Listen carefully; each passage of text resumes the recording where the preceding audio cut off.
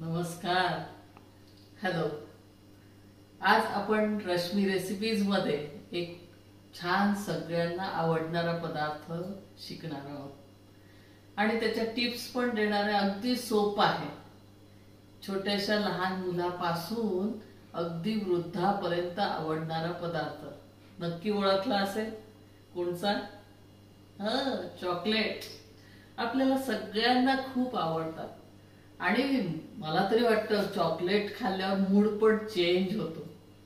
एक प्रेम दाखवायचं, एक चॉकलेट छान आपल्याजवळ एक वस्तू असते की चॉकलेट दिलं की खूप छान वाटतं आणि आठवणीने चॉकलेट आणलं तरी खूप छान वाटतं. चला तर मग वेळ घालू नये. काय काय साहित्य लागणार ते बघूया. डार्क कंपाऊंड, आपण डार्क चॉकलेट्स घेणार आहे. नंतर मिल्क कंपाऊंड घेणार आहे आपण. त्याच्यानंतर अमूल बटर. अमूल बटर आपल्याला स्किप करायचं असेल तरी चालेल. आपण तिथे साजूक तूप वापरू शकतो.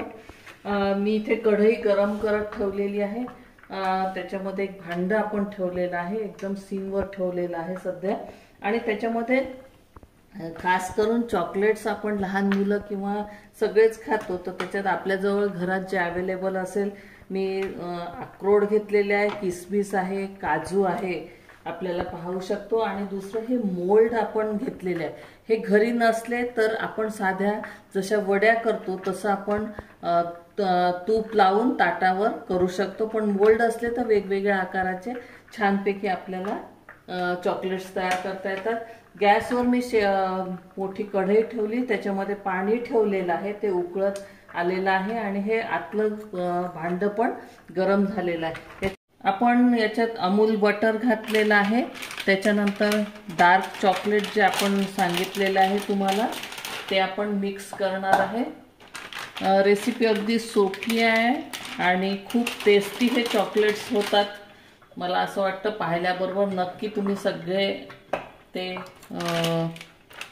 ट्राय नक्की करणार आहात. ते बघ, तुम्ही बघितलं असेल की गरम कढई असल्यामुळे आपले लगेच ते विरघळायला लागलाय बटर.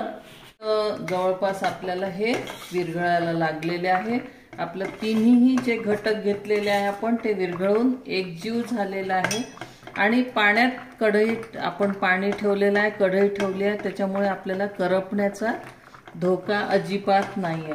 त्याच्यानंतर आपण ड्रायफ्रुट्स तसे खायला कधी कधी कंटाळा करतो, तर आपण याच्यात ड्रायफ्रुट्स घातले तर ते काय होईल, मुलांना पौष्टिक म्हणून सगळ्यांनाच मोठ्यांना खाता येतील. मी पाहिलं हे जे मोल्डमध्ये खाली जर आपण घातलं ना, तर काय होईल, वर जेव्हा आपण मोल्डमधून चॉकलेट्स काढतो तेव्हा मी तुम्हाला नंतर दाखवतेच आहे की सगळे ड्रायफ्रुट्स छान वर दिसतात आपल्याला चॉकलेटच्या वरच्या साईडला. आपण पहा वेगवेगळे नट्स त्याच्यात टाकलेले आहे. आणि आता तुम्हाला मी दाखवते की मोल्डमध्ये गॅस अगदी सिम ठेवलेला आहे. मोल्डमध्ये आपण हे चॉकलेटचं जे आहे ते आपण घालणार आहोत. थोडं थोडं आपण आपल्याला घालायचं आहे. आणि नंतर हे आपण मोल्ड फ्रीजरमध्ये 15 ते 20 मिनिटासाठी थंड करत ठेवायचे. जेव्हा चॉकलेट्स आपण काढूया ना, तर ते काय करायचे, नंतर फ्रीजमध्येच ठेवायचे, कारण अगदी कॅडबरी सारखे होतात, बाहेर विरघळतात. त्याच्यामुळे आपल्याला हे फ्रीजमध्येच ठेवायचे आहे. आणि सेट करण्यासाठी आपण फ्रीजरमध्ये ठेवणार आहोत. अतिशय सुंदर आकाराचे आपल्याला चॉकलेट्स दिसणार आहे. आपण 15 मिनिटं फ्रीजरमध्ये आपले मोल्ड ठेवलेले होते आणि ते मोल्ड आपण काढलेले आहेत. त्याच्यातनं आपले जे चॉकलेट्स आहे, मी तुम्हाला म्हटलं होतं की आपण जे ड्रायफ्रुट्स घालणार आहे, खाली जे मी ड्रायफ्रुट्स घातले ते वरच्या साईडने आता आलेले आहे. अशा सुंदर आकाराचे आपले चॉकलेट्स तयार झाले आहे. नक्कीच याचा स्वाद आपण घ्याल आणि करून बघाल. धन्यवाद.